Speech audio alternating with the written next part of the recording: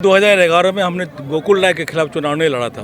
मैंने लड़ा था 2011 में सुभाष गोस्वामी के खिलाफ। चूँकि वो विभिन्न दल ज्वाइन करते हुए 2011 में आके कांग्रेस लीडरशिप ने उन्हीं को ही नहीं, विधायक तो सिटिंग विधायक तो वही थे ना, मतलब से अल्टीमेट असर पड़ गया। लेकिन मेरे वजह से ही गोकुल राय शायद जीते भी, इसलिए कहना गलत होगा कि मैंने गोकुल राय अगेंस्ट में इलेक्शन लड़ा है। नहीं, करंदी 9 विधानसभा में एक ऐसा विधानसभा है जिसमें हर तरह के लोग, हर संप्रदाय के लोग रहते हैं। भले ही कोई ज़्यादा है कोई कम हो, ये कोई रिजर्व ये नहीं है, हासिल नहीं है। कोई बड़ी पार्टी टिकट नहीं देती है बस में। मेरा ये कहना है कि आपको रोटेशन में दिए ना, माइनॉरिटी को दिए, राजवंशी को दिए, नमोशूद्र को दिए, बिहारी को दिए, ट्राइबल को दिए। नेत्री का कहना है, ममता बनर्जी का कहना है कि आमा के देखे वोट दो, तो निश्चित रूप से 294 सीट उनके नज़र में है। तो डेवलपमेंट तो करना चाहिए, क्योंकि उनका डेवलपमेंट का जो ये है वो सार्विक है। उनका जितना भी श्री है, कन्या श्री, जुबो श्री, ये श्री वो श्री, सबके लिए हम लोग देख के आ रहे हैं। पश्चिम बंगाल विधानसभा चुनाव को लेकर अलग अलग विधानसभा से जो अलग अलग लोग टिकट के रेस में है, जो इस बार चुनाव लड़ सकते हैं, उन लोगों से आपका हम परिचय करा रहे हैं। इसी सिलसिले को आगे ले जाते हुए आज करंदी की विधानसभा, उत्तर दिनाजपुर जिले के करंदी की विधानसभा से जो फॉरवर्ड ब्लॉक टिकट के दावेदार हैं, जो फॉरवर्ड ब्लॉक कांग्रेस का जोट है, उसके टिकट के दावेदार हफीज़ आलम भोला साहब है, हफीज़ रहमान भोला साहब है। इनसे सीधे जुड़ते हैं। इनके बारे में हम आपको बता दें कि 2011 में इंडिपेंडेंट चुनाव लड़े और तीसरे पर आए थे। 2016 में इन्होंने चुनाव नहीं लड़ा। हफीज़ साहब, सबसे पहला सवाल ये रहेगा कि आप राजनीति में कब से हैं, कब किस पार्टी से जुड़े रहे, थोड़ा ब्रीफ में बता दें। मैं अपने कॉलेज लाइफ से ही राजनीति कर रहा हूँ। जब मैं बिहार में कॉलेज में पढ़ता था, तब उस वक्त मैं कांग्रेस का जो स्टूडेंट विंग था, NSUI तब क्या करता था। उसके बाद हमने सेवा दल किया, यूथ कांग्रेस भी किया, और प्रैक्टिकली जब हमने बंगाल में आके जब बसे हम, चूँकि हमारा बॉर्डर साइड पे घर पड़ता है, बिहार बंगाल में 200-250 मीटर की दूरी है। यहाँ पे मैं कांग्रेस में सर्वाइव कर रहा था। 2 टाइम्स मैं करंदी की पंचायत समिति का मेंबर भी हुआ करता था। 2011 में मैंने कांग्रेस को रिजाइन किया और निर्दल लड़ा करंदी से।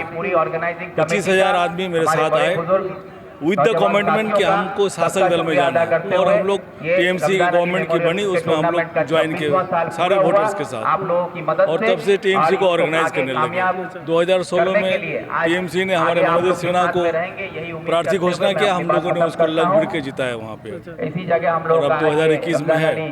तो चूँकि अभी 2016 से 2021 का पाला पश्चिम बंगाल का हमारे उत्तर दिनाजपुर में, खास करके करंदी में इतना पोल्यूटेड है, इतना धूमिल है कि TMC का ग्रुप गिनती में ख़त्म नहीं होता है। सब लोग अपना अपना दावेदार है, सब एक दूसरे पर छीटाकशी कर रहे हैं। तो इससे बेहतर मैंने समझा कि मैं ऐसी जगह में जाऊं जहां से लोगों को परिसेवा देने में, सर्विस देने में मुझे सुविधा हो और लोगों का काम आ सको। यही सोचकर मैंने वामफ्रंट जोड़ के फ्रॉड ब्लॉक में माननीय चाकुलिया के विधायक माननीय अली इमरान विक्टर साहब के नेतृत्व में हमने ये पार्टी ज्वाइन किया इसी महीने के 16 तारीख को। आपका जो करंदी की विधानसभा है वो काफ़ी लंबे समय तक फॉरवर्ड ब्लॉक के साथ रहा। फॉरवर्ड ब्लॉक के विधायक गोकुल राय जी रहे और आप उन्हीं के खिलाफ 2011 में चुनाव भी लड़े।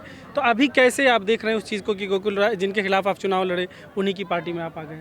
नहीं, तो बेसिकली 2011 में हमने गोकुल राय के खिलाफ चुनाव नहीं लड़ा था। मैंने लड़ा था 2011 में सुभाष गोस्वामी के खिलाफ। चूँकि वो विभिन्न दल ज्वाइन करते हुए 2011 में आके कांग्रेस लीडरशिप ने उन्हीं को ही नहीं, विधायक तो सिटिंग विधायक तो वही थे ना, मतलब से अल्टीमेट असर पड़ गया। लेकिन मेरे वजह से ही गोकुल राय शायद जीते भी, इसलिए कहना गलत होगा कि मैंने गोकुल राय अगेंस्ट में इलेक्शन लड़ा है। अच्छा, आप ये कह रहे हैं कि आपकी वजह से 2011 में गोकुल राय जीते? ऑफ कोर्स जीते। 2016 में आप चुनाव नहीं लड़े? नहीं, 2016 में हम चूँकि पार्टी ऑर्गेनाइज किया, दल ने हमको टिकट नहीं दिया, उसके लिए कोई बात नहीं था। हम लोग ने प्रार्थी को जिताया, कैंडिडेट को जिताया। आपके पास विज़न क्या है? आप क्या अलग करना चाह रहे हैं करंदी में, जो आप जिस पार्टी से हैं उसके उसी पार्टी के इतने दिनों तक विधायक रहे, आप उसी पार्टी के टिकट से इस बार लड़ना चाह रहे हैं, तो क्या अलग विज़न लेके आ रहे हैं आप लोगों के बीच? आज के दिन में पूरे पश्चिम बंगाल को जो राजनीतिक परिस्थिति है, इस राजनीतिक परिस्थिति में बीजेपी वाले एक अलग से क्लेम कर रहे हैं, आमरा नूतन सोनार बांग्ला गढ़बो, और TMC वाले तो वो अपना अलग अड़ाप रहे हैं। कहीं ना कहीं हम देख रहे हैं कि दोनों ही तरफ एक काफ़ी हाई टेम्परामेंट का माहौल है।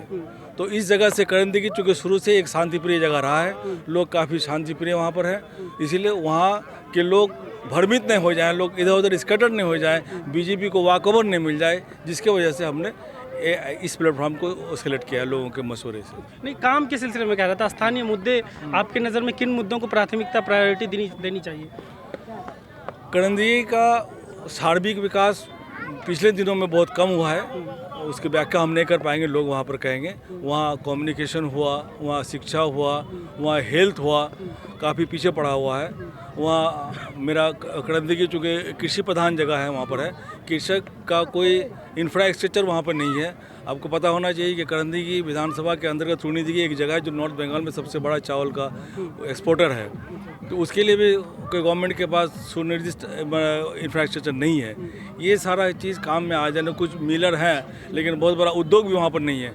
आने से लोगों को बाहर जाने की ज़रूरत नहीं पड़ेगी, अपने ही एसेट से, अपने ही संपत्ति से अपनी जगह पर लोग संतुष्ट रह पाएंगे। इसी दिशा में काम करने का सोच कर हमने ऐसा स्टेप लिया है। इस पिछड़ेपन के लिए आप दोष किसको देते हैं, फॉरवर्ड ब्लॉक के विधायक को या जो टीएमसी के विधायक जो एक ही टर्म अभी उनका हुआ? नहीं, टीएमसी के विधायक का 1 साल हुआ है, लेकिन टीएमसी तो एक टर्म हुआ है, लेकिन यहाँ पर तो पिछले 10 साल से वहाँ पर है, पिछले 10 साल से यहाँ पर है।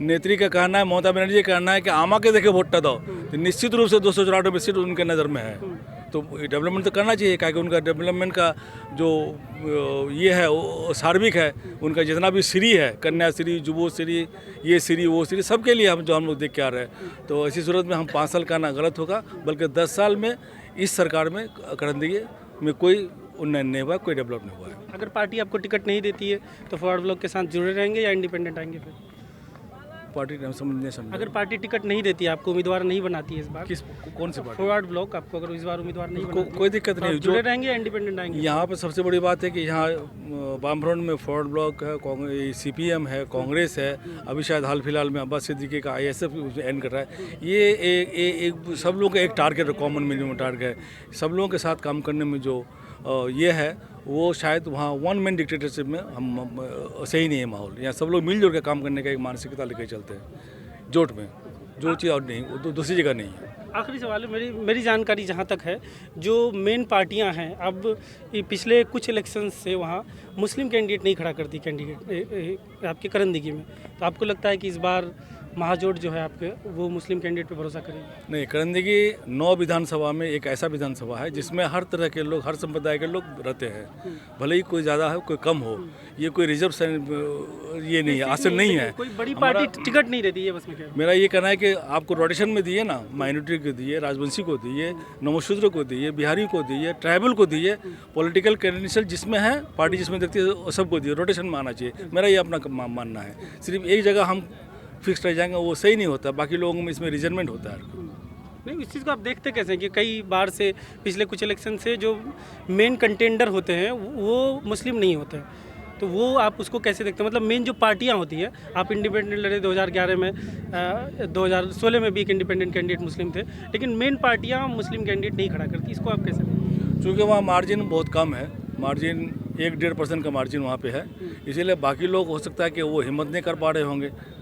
अभी तो बीजेपी का मामला आज है, कल तो नहीं था, परसों तो नहीं था, उससे पहले तो नहीं था, लेकिन लोग इसको बहुत आसान समझ रहे थे, इसीलिए इस रास्ते से चल रहे थे। लेकिन हम समझते हैं अगर सबको हम साथ लेके चलेंगे तो ऐसा कोई माहौल नहीं रहेगा। क्योंकि करंदी के पिछले दिनों युगांतर से वहाँ पर भाईचारे का माहौल रहा है और रहेगा, तो इसलिए इसी को फर्क नहीं पड़ता है। लेकिन हाँ, पॉलिटिकल सूझबूझ, सही सूझबूझ, सबको लेके चलने का जो क्षमता जब जिसमें पाया जाए तब उसको प्रेफरेंस दिया जाए, ये मेरे ख्याल से ज़्यादा अच्छा रहेगा।